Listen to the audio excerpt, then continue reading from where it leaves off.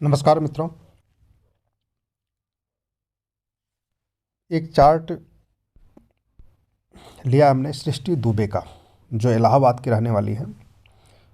इन्होंने पूछा है मेरी शादी कब तक होगी और लड़की का क्या प्रोफेशन होगा।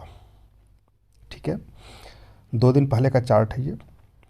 और जो लोग भी अपना चार्ट दिखाना चाहते हैं मुझे फ़ोन करें तो ज़्यादा अच्छा रहेगा, क्योंकि वीडियो बनाने में काफ़ी टाइम लगता है, चेक करने में तो टाइम लगता है, वीडियो बनाने में भी लगता है, और सभी की वीडियो अपलोड नहीं हो सकते।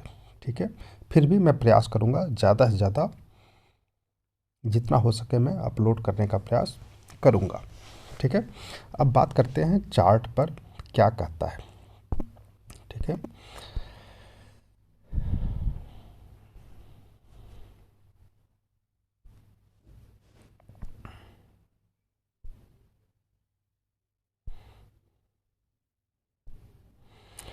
6 अगस्त 1993, 3:15, ये सृष्टि दुबे का चार्ट है। ठीक है, डिटेल चेक कर लीजिए, गलत नहीं होना चाहिए। और ये लग्न कुंडली है। अब आप सभी के लिए, जो लोग एस्ट्रोलॉजी सीख रहे हैं, जो मेरे स्टूडेंट रहे हैं, और जो लोग किसी भी पंडित जी के पास जाते हैं और वो उन्हें कहते हैं कि जब आदमी की या किसी भी व्यक्ति की उम्र हो जाती है 20 साल 22 साल, एजुकेशन पूरा हो जाता है, वो लोग जॉब में आ जाते हैं, तो चाहते हैं शादी होना, कि शादी हो जाए। ठीक है, माँ बाप भी चाहते हैं कि भाई बच्चे जो है अब बड़े हो गए हैं तो शादी हो जाए, लेकिन शादी होती नहीं है। ठीक है, और पंडित जी कहा जाते हैं भाई इस साल शादी हो जाएगी, इस साल शादी हो जाएगी, इस साल शादी हो जाएगी, लेकिन शादी होती नहीं है। तो व्यक्ति के दिमाग में कन्फ्यूजन रहता कि ऐसा क्यों हो रहा है। पंडित जी कह रहे हो जाएगी लेकिन शादी होती नहीं है। और वो अलग अलग उस पे जाते हैं,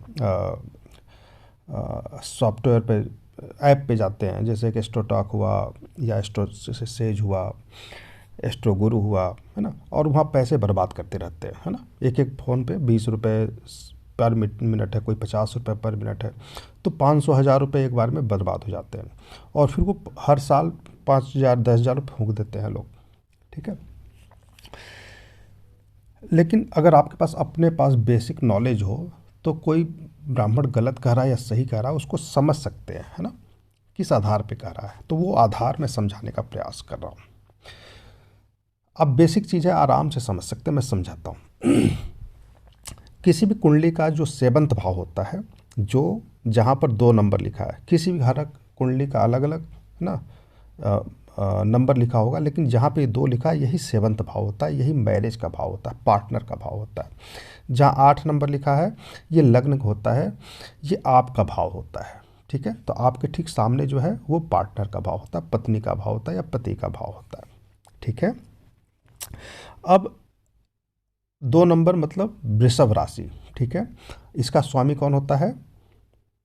शुक्र होता है। हर नंबर का, हर राशि का नंबर को हम राशि से पहचानते हैं। 12 नंबर होते हैं, 12 राशियाँ होती हैं, तो सभी के नाम आपको याद होने चाहिए। जैसे मेष का मंगल स्वामी होता है, 2 नंबर वृषभ है, इसका स्वामी शुक्र होता है, 3 नंबर मिथुन है, उसका स्वामी बुध होता है, 4 नंबर कर्क है, उसका स्वामी चंद्रमा, 5 नंबर सिंह, उसका स्वामी सूर्य, 6 नंबर फिर मिथुन बुध स्वामी हो जाता है कन्या राशि का, 7 नंबर तुला, उसका स्वामी शुक्र, 8 नंबर वृश्चिक, उसका स्वामी मंगल, 9 नंबर धनु, उसका स्वामी गुरु, 10 11 का स्वामी ये होता मकर और कुंभ, इसका स्वामी शनि, फिर 12 नंबर मीन, उसका स्वामी गुरु हो जाता है। तो इस चार्ट में 7वें भाव में शुक्र है, शुक्र अष्टम भाव में बैठा है। ठीक है, अपने से दूसरे भाव में चला गया। अष्टम भाव बुरा माना जाता है। ठीक है, मानसिक टेंशन का है, मृत्यु का भाव है, ज्योतिष का भी भाव है ये।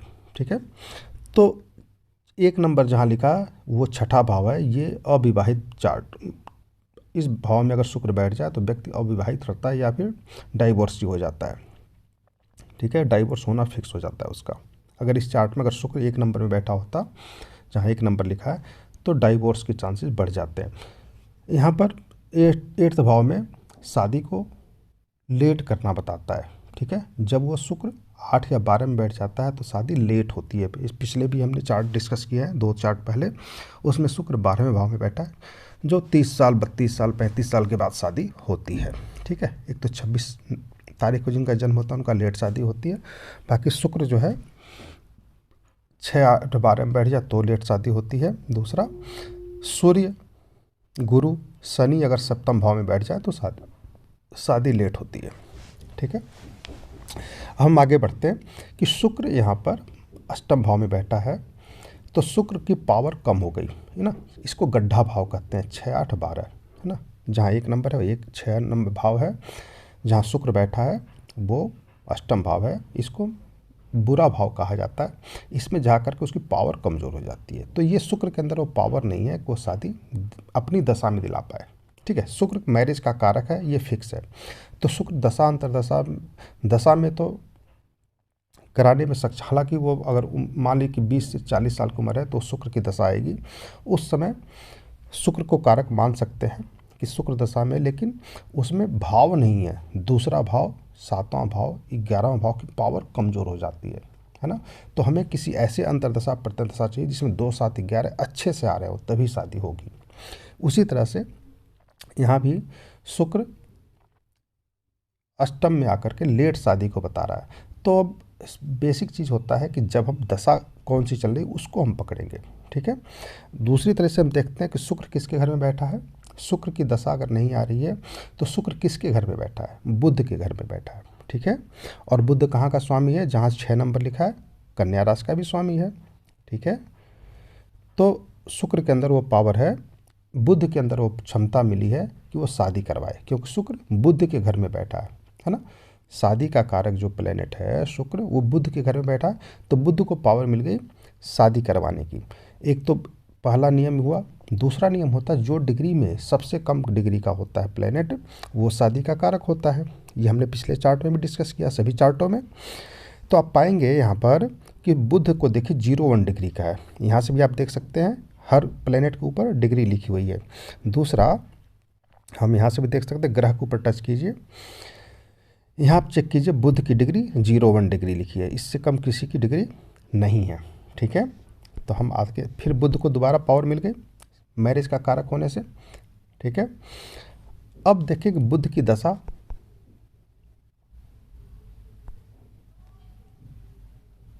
चल रही है 2011 के बाद से।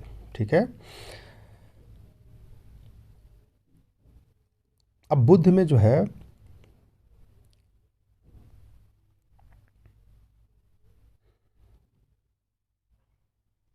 गुरु की अंतर्दशा चल रही है। ठीक है, गुरु की अंतर्दशा चल रही है, राहु की अंतर्दशा बीत गई।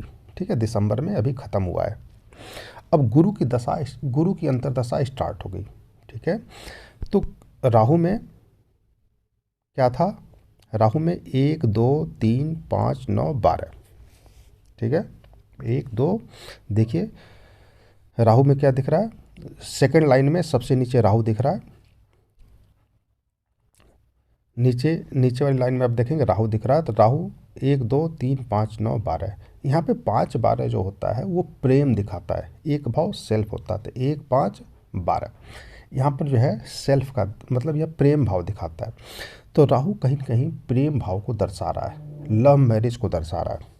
ठीक है, लव मैरिज, और यहाँ 2 नंबर भी है, परिवार बसना भी है, प्रेम के साथ परिवार बसना है, तो यहाँ पर लव मैरिज को दिखा रहा है। दूसरा कारण क्या है लव मैरिज का, कि राहु लग्न में बैठा है और लग्न से उसकी पंचम दृष्टि कहाँ पे पड़ रही है, पंचम भाव पे, और कहाँ पड़ रही है, 7वें भाव पे। तो ऐसे लोगों का लव रिलेशनशिप होने के चांसेस ज़्यादा होते हैं। दूसरा 1, 5, 12 भी बता रहा है। ठीक है, तो मुझे ऐसा लगता है कि प्रेम संबंध होने के चांसेस बढ़ते हैं। दूसरा लव रिलेशन का क्या होता है कि पंचम भाव जहाँ 12 नंबर लिखा है और जहाँ 2 नंबर लिखा है, इस दोनों का संबंध आपस में बने। तो दूसरे का स्वामी शुक्र और 12 जहाँ 12 नंबर लिखा है उसका स्वामी गुरु, तो गुरु और शुक्र का क्या संबंध बना है, तो देखते हैं शुक्र का संबंध गुरु से तो नहीं बनता दिख रहा है, लेकिन गुरु अपने भाव को देख रहा है और 9वीं दृष्टि से 7वें भाव को भी देख रहा है। ठीक है, तो गुरु का संबंध 12वें से भी बना है, पंचम से भी बना है और सप्तम से भी बना है। ठीक है, अगर वो पंचम को नहीं भी देखता, सप्तम को देखता तो भी वह संबंध बन जाता। मतलब पंचमें का संबंध सप्तम से बना हुआ दृष्टि संबंध। दूसरा क्या संबंध देखा जाता है, लगन से भी संबंध बनना चाहिए गुरु का। तो लगन का स्वामी कौन है, मंगल है। मंगल गुरु के साथ बैठा है, तो लव के बाद ही शादी होगी, ऐसा दिख रहा है इस चार्ट में। ठीक है, तो चलिए पहला तो हो गया कि इनको लव रिलेशन के बाद ही शादी होगी, ये फिक्स है। ठीक है, अब शादी कब होगी, तो दशा स्वामी कौन बना, बुध बना। बुध डिग्री में भी कम है और साथ ही शुक्र बुध के घर में बैठा हुआ है, तो बुध पहला कारक बना। ठीक है, गुरु की दृष्टि पड़ रही है 7वें भाव पे, तो ये दूसरा कारक बना। ठीक है, तो क्या गुरु की दशा में शादी हो, गुरु की अंतर्दशा में शादी होगी। गुरु प्रेम करा सकता है, हालांकि प्रेम का कारक गुरु नहीं है, लेकिन चूंकि वो पंचम का कारक बना है तो एक नैसर्गिक गुण उसके अंदर आ गए, भाव के गुण आ गए, तो प्रेम के संयोग बनने के आसार नजर आ रहे हैं। ठीक है, तो बुध गुरु में शादी का योग बन रहा, पहला योग बन रहा है। ठीक है, दूसरा कौन, तीसरा प्लेनेट कौन सा है जो इस भाव में बैठा हुआ है, कहाँ बैठा हुआ है, 7वें भाव में बैठा, केतु। केतु जो है मैरिज का कारक बन रहा है। तो 3 प्लेनेट हमें मिले, बुध, गुरु और केतु। ठीक है, मंगल का कोई संबंध 7वें भाव से नहीं बन रहा, ना ही दृष्टि संबंध ना ही युति संबंध। तो गुरु, केतु और बुध,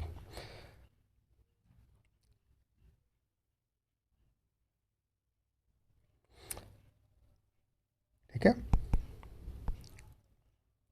अब हम नक्षत्र चार्ट में आ जाते हैं। ये क्या कहता है, बुध गुरु के नक्षत्र में बैठा है, गुरु चंद्रमा के नक्षत्र में बैठा है। तो गुरु चंद्रमा मतलब चंद्रमा पंचम भाव में बैठ करके प्रेम संबंध को बता रहा है। बुध गुरु के संबंध बैठा, शुक्र राहु के संबंध में बैठा है। ठीक है, तो चार्ट कुछ स्पेशल ऐसे बने हुए हैं कि शुक्र कहीं नहीं आ रहा है। जब शुक्र कहीं नहीं आएगा तो शादी में भी लेट होने के चांसेस बन जाते, सीधा सीधा योग नहीं बन रहा है। तो हम ये देखेंगे कि शादी का जो कारक भाव होता है वो होता है दूसरा भाव, 7वां भाव, 11वां भाव। दूसरा भाव परिवार का होता है, 7वां भाव शादी का होता है, 11वां भाव इच्छा पूर्ति का होता है। तो शादी की इच्छा पूर्ति हुई और परिवार बना। ठीक है, 2 7 11 होना चाहिए शादी के लिए। ठीक है, तो बुध की दशा में देखा जाए तो यहाँ पे 1 5 12 दिखा रहा है। बुध देखिए पहले लाइन में सूर्य लिखा है, उसके नीचे बुध लिखा है, तो बुध 8 10 4 10 1 5 9 12, 1 5 9 12 1 5 12, ये प्रेम का संबंध है और अच्छे प्रेम का संबंध है, गलत प्रेम का संबंध नहीं है। ठीक है, क्योंकि 8 नंबर यहाँ पर नहीं है, तो 1 5 12 अच्छे प्रेम का संबंध है और कहीं न कहीं रिलेशनशिप में होने के बाद से फिर शादी के लिए बातचीत बनने के चांस दिखते हैं। तो बुध की दशा में प्रेम के संबंध दिख रहे हैं, गुरु में कहीं प्रेम का संबंध यहाँ पर नहीं दिख रहा, लेकिन चूंकि चंद्रमा पंचम भाव में बैठा हुआ है तो उसका प्रभाव दिखेगा।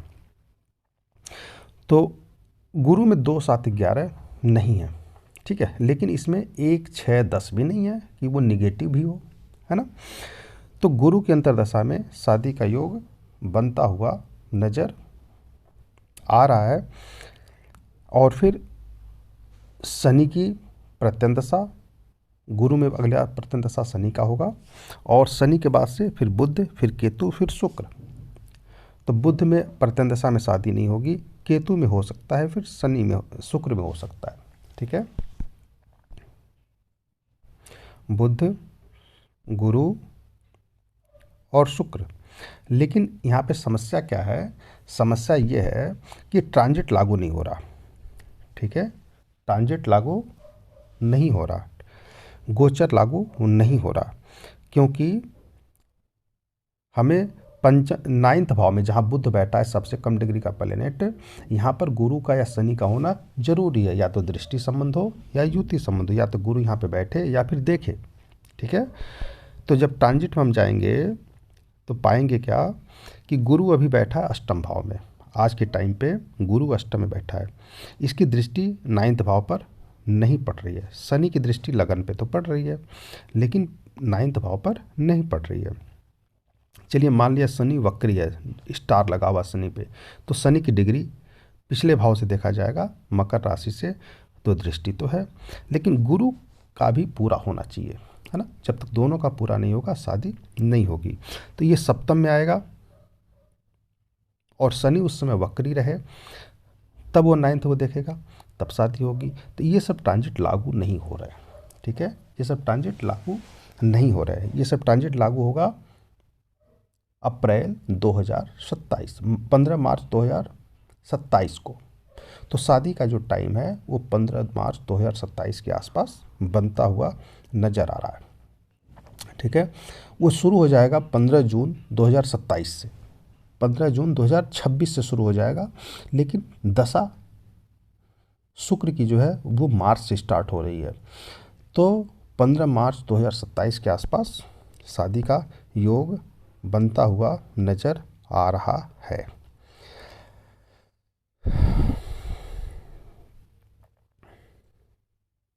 तो ये बुध गुरु में तो योग नहीं बन रहा ट्रांजिट का, तो हम क्या करेंगे, शनि में जाएंगे, है ना।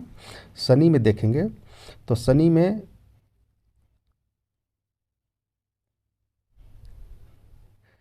बुध शनि बुध आ गया और बुध शनि केतु आ गया। तो ये 12 मार्च 2027 से योग बनना चालू हो रहा है, उसमें ट्रांजिट भी लग रही है, और फिर अगस्त 2027 तक शुक्र की प्रत्यंत दशा है, इसमें शादी होने का योग दिख रहा है। और उस समय ट्रांजिट भी लगे, बिना ट्रांजिट की शादी नहीं होती है, ठीक है। तो मुझे ऐसा लग रहा है कि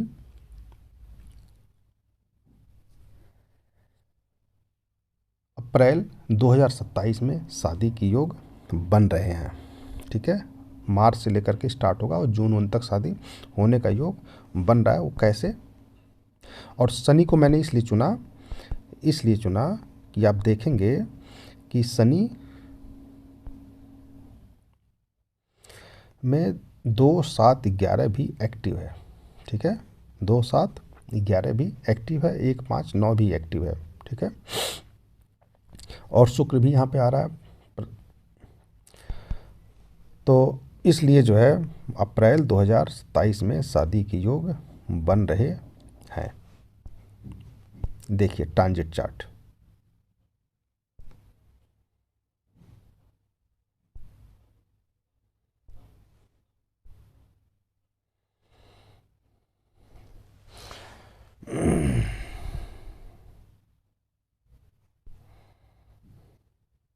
ट्रांजिट हमने लिया है 21 मार्च का लेते हैं, या 21 जून का भी ले लेंगे, कोई दिक्कत नहीं है।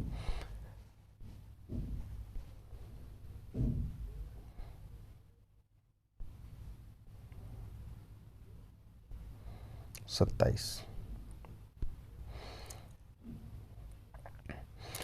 देखिए यहाँ पर गुरु 23 डिग्री का हो गया, ये जून से ही आ गया है नाइन्थ भाव में, ठीक है।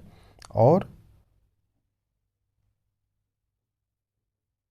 शनि पंचम भाव में बैठा है, पंचम भाव से इसकी दृष्टि सेवंथ भाव पर पड़ रही है, और गुरु भी जो है नाइन्थ भाव में आ गया है। शुक्र 0 डिग्री का है, 1-2 दिन पहले ये थर्ड में रहा होगा।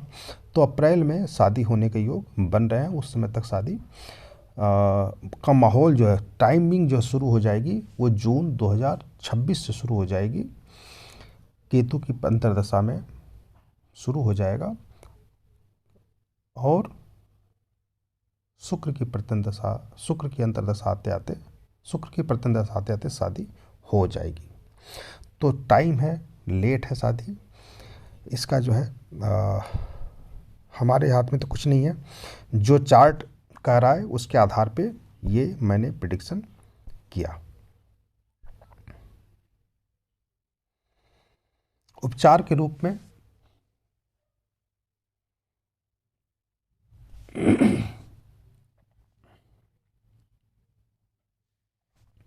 हो सके तो अगर आपको जानवरों से प्रेम हो, कुत्तों से प्रेम हो, तो थोड़ा बहुत उनको टोस्ट, रोटी, गुड़ लगा करके ज़रूर खिलाएं। इससे जो है केतु का जो प्रभाव है सेवंत भाव में ये कम होगा। ठीक है, तो मैरिज के बाद जो कुछ समस्याएं हैं वो थोड़ी सी कम होंगी। हो सके तो सुबह की रोटी एक अगर आप कुत्ता पाल रखा हो, आपने डॉग पाल रखा, तो उसको दीजिए पहली रोटी और गुड़ लगा करके। दूसरा, अगर हो सके तो गाय को अगर आप दे सकते हैं, तो आप इलाहाबाद में रहती हैं तो निश्चित रूप से गाय भी मिल जाए तो एक रोटी गाय को ज़रूर दें। ठीक है, तो शुक्र की स्थिति भी अच्छी माय हो जाएगी। तो इससे जो है शादी के बाद जो समस्याएं हैं वो धीरे धीरे ख़त्म हो जाएंगी। कोई प्रॉब्लम, चूँकि शुक्र अष्टम में बैठा है तो थोड़ी समस्या ज़रूर देता है शादी के बाद से।